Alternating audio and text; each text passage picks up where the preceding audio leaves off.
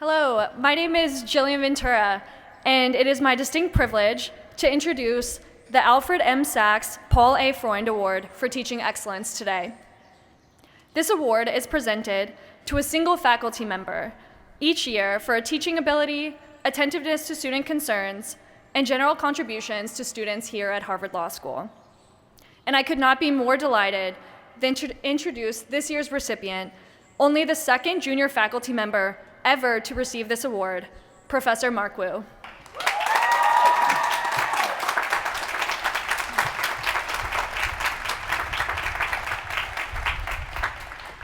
As students at Harvard Law School, we've had the distinct privilege of learning under some of the greatest legal minds in the world. What distinguishes these excellent professors from the truly exceptional professors at the law school is not only their legal brilliance, but their commitment to students.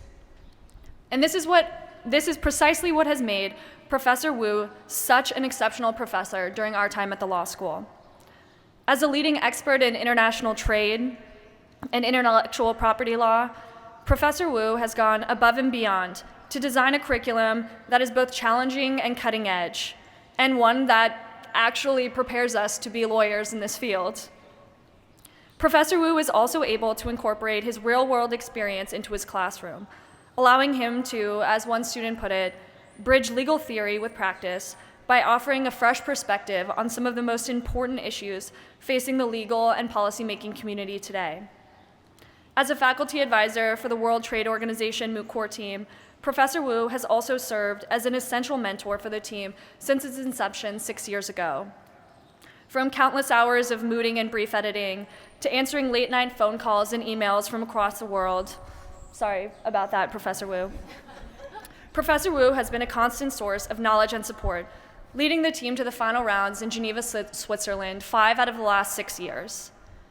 Equally as important, Professor Wu has continually strived to make sure that every person in his classroom feels included and that all views are appreciated. Harvard Law School is often an imperfect place.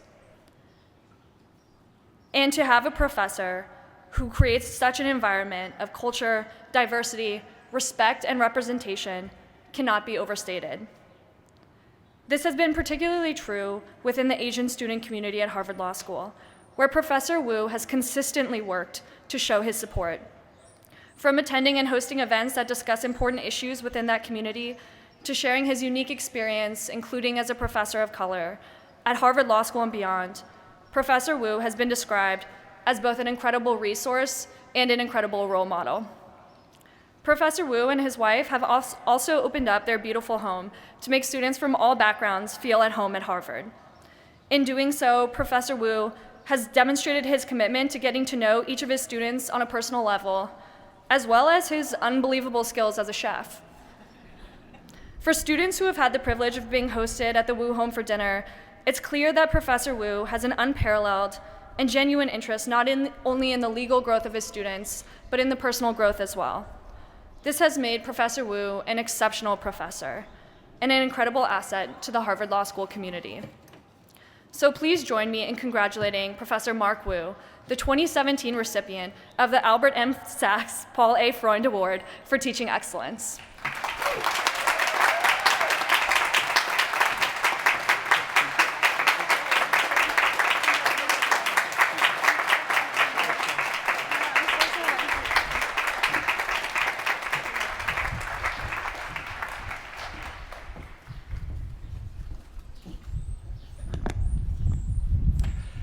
Thank you, Jillian, for that flattering introduction. Thank you, Dean Minow, for taking that leap of faith and hiring me 6 years ago, and for all your guidance and support over these years. And thank you, class of 2017. You are awesome. And I'm not just saying that because you think I'm awesome too. I'm not just saying that because you just handed me the most amazing, meaningful award I've ever received. I'm saying that because you are an amazing class. So many of you have reminded us to dream that change is possible, to speak truth to power, and to fight for what we believe in. whether that's on the battlefields of Afghanistan or in the housing courts of East Boston. And the fact that this award comes from all of you means more to me than you could ever possibly imagine. So thank you, thank you, thank you.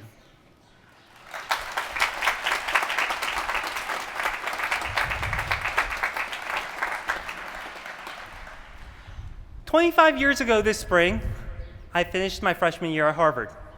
Like you, I loved how this place challenged and inspired me.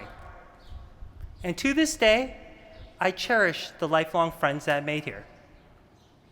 But leaving campus that spring, I couldn't help but feel a bit dismayed at how often I felt alienated and estranged here on this campus. It wasn't just the fact that my father, unlike other Harvard dads, worked in a factory, marched on union picket lines, lost a finger at work. It wasn't just the fact that very few of my professors, almost none in the social sciences, looked like me. Those were just the cosmetic differences. What upset me more was the fact that so many talented people around me were so busy sizing each other up, so self-absorbed in what they wanted to accomplish, that they never bothered to ask about my story. It was the sense that I had to play by their rules, that I had to learn their norms, that I had to conform if I wanted to fit in and be a member of this club. And that Christmas, I went home, and I was unhappy enough that I told my parents I need to take some time off. My poor immigrant parents, they thought their perfect son was dropping out of Harvard. In the end, it was just a gap year, and I came back, I graduated as a Rhodes Scholar. I went on to win my own share of prestigious... I don't think you should be clapping for something I did 20-some years ago, but I went on to take a whole series of prestigious jobs. But when I came back here to teach 6 years ago, a bit of that old feeling of alienation and estrangement crept back in. And although this campus has changed a lot over the last 25 years, and for the better, I should add, I still couldn't help but notice that I remained an outlier. Most days, I keep these thoughts to myself. I put on this cheerful smile, this happy, peppy step, and I just try to excel at my job. But when I came back, I made a promise to myself. I swore that as a teacher, I would do my best to avoid perpetuating that sense of intimidation, of alienation, of hierarchy, of power that I so despised when I was here on this campus.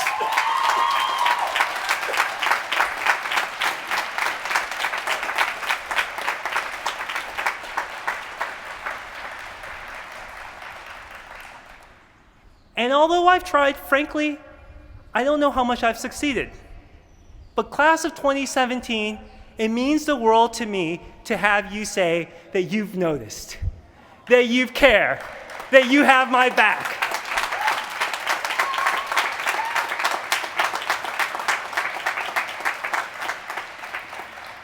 And no matter what happens next on this Harvard journey of mine, I will be forever proud to be associated with your class in this bicentennial year.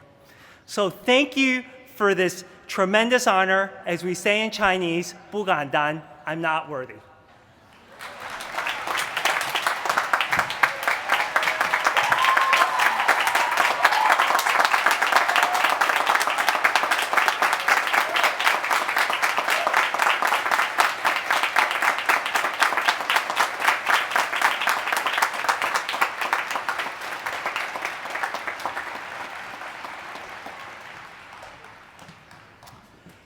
There are two stories I want to impart on you today, one of law and justice, and the other of family and love.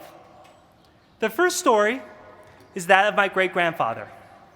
Over a century ago, China was torn apart by a civil war.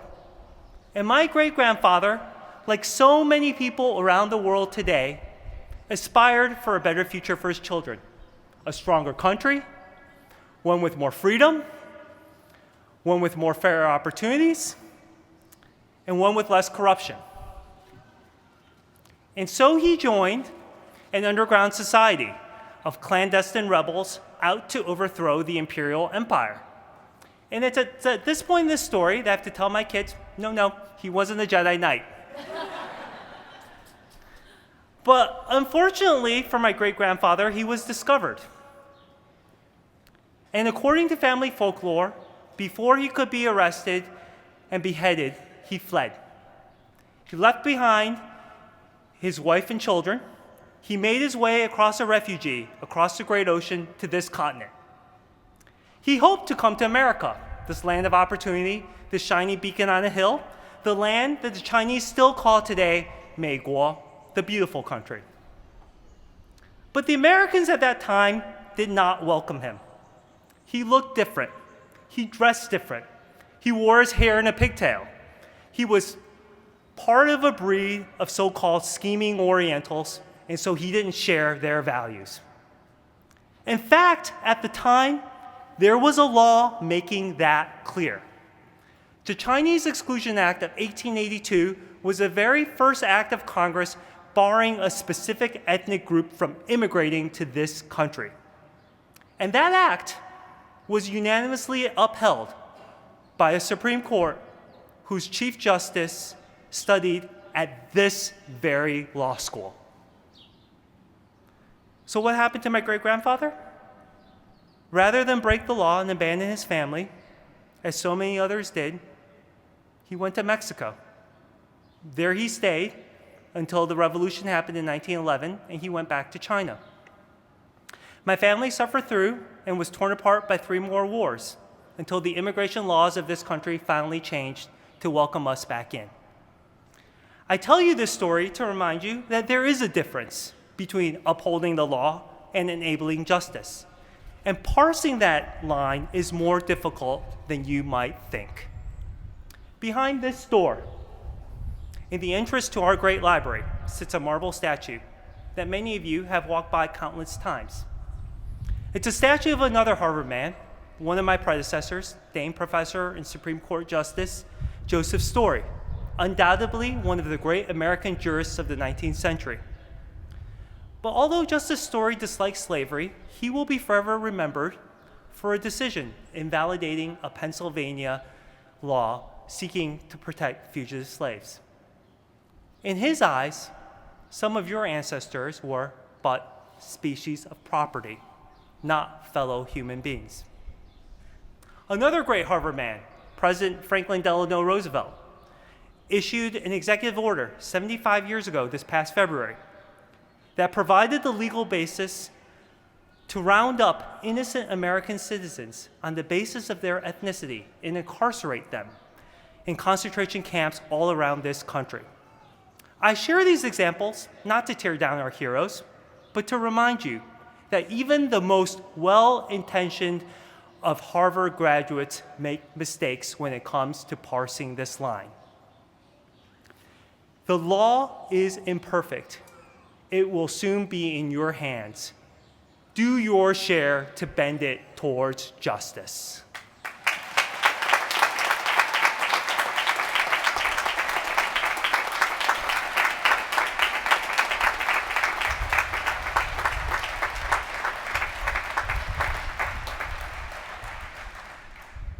My other story is about family and love. None of us got here alone. We're all here today because one or more people in our lives loved us, believed in us, sacrificed to make today happen. If that person is sitting next to you or close to you, graduates, I want you to get up and I want you to give them a hug and I want you to thank them.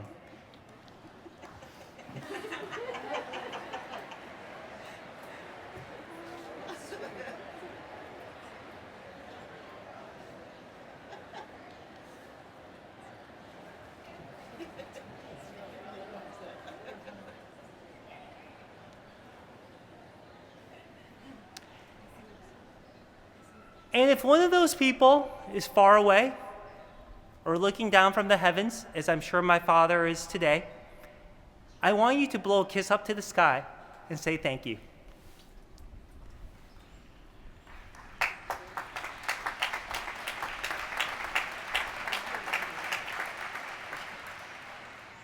Now, graduates, if one or more of those people who made today possible for you was a woman, I want you to stand up.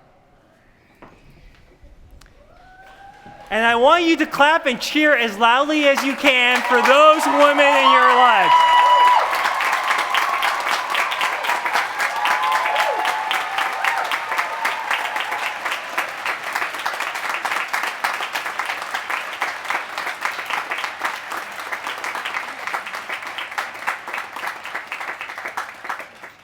Now, my fellow gentlemen, I want you to remember that sound. Remember that so many of us got here today because of the women in our lives. And remember that we are the source of a problem in this profession.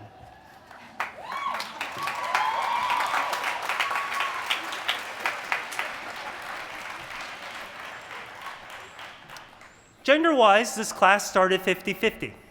It's graduating 50-50. And we're very proud of that.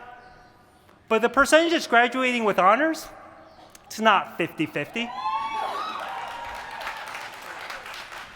The percentage that's going on to prestigious judicial clerkships, it's not 50-50.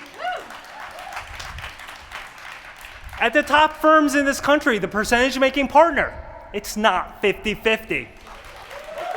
At the top echelons of the Justice Department, at the White House Counsel's Office, U.S. Attorney's offices, in Congress and local government, it's not 50-50.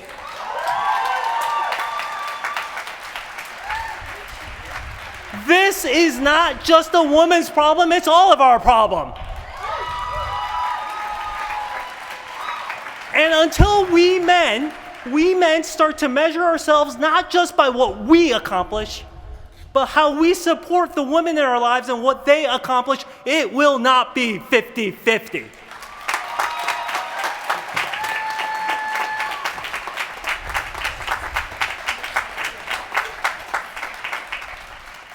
So I hope you will honor me, not just with this award, but by asking each other, when you come back for your reunion, the Professor Wu question.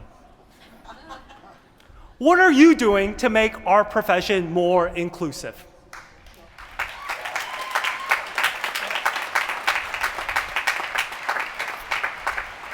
Now, I've been blessed with two strong, amazing women who've always believed in me. One of them is sitting over there, my wife Yvonne. Somehow she managed to squeeze me in between a board meeting today and a board meeting tomorrow, but I love her deeply, and the truth is, it's my love for her that drove me into teaching. But the other person is my mom, and let me tell you a little bit about her. She was born in 1937. She lost her father before she turned 1 in World War II.